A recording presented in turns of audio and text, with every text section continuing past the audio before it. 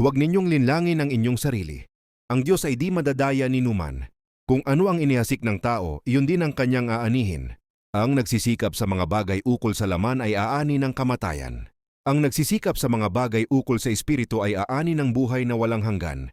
Kailanman hindi natin madadaya ang ating Diyos, lalo na sa mga nagsasabing mahal daw nila ang Panginoon ngunit patuloy naman sila sa pagkakasala. Ang masakit pa, alam na nila ang katotohanan pero tuloy pa rin sila sa sariling gustuhin nila o hilig ng laman. Nagpapakasaya ka ngayon pero pagbabayaran mo din ang lahat ng yan. Huwag natin dayain ang ating sarili na Kristiyano ka pero mas inuuna natin ang gimmick o makamundong gawa kaysa makapagbasa ng Biblia o makapag-devotion. Huwag mo sabihing wala kang time para kay Lord. Maraming time kung talagang willing ka. Yes, malaya tayo.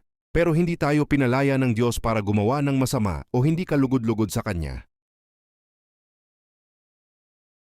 Huwag ninyong linlangin ang inyong sarili. Ang Diyos ay di madadaya ni numan. Kung ano ang inihasik ng tao, iyon din ang kanyang aanihin. Ang nagsisikap sa mga bagay ukol sa laman ay aani ng kamatayan.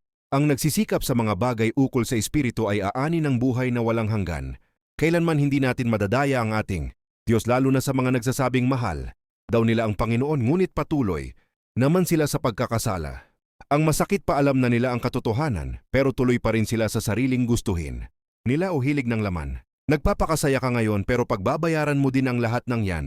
Huwag natin dayain ang ating sarili na Kristiyano ka pero mas inuuna natin ang gimmick o makamundong gawa kaysa makapagbasa ng Biblia o makapag-devotion. Huwag mo sabihing wala kang time para kay Lord.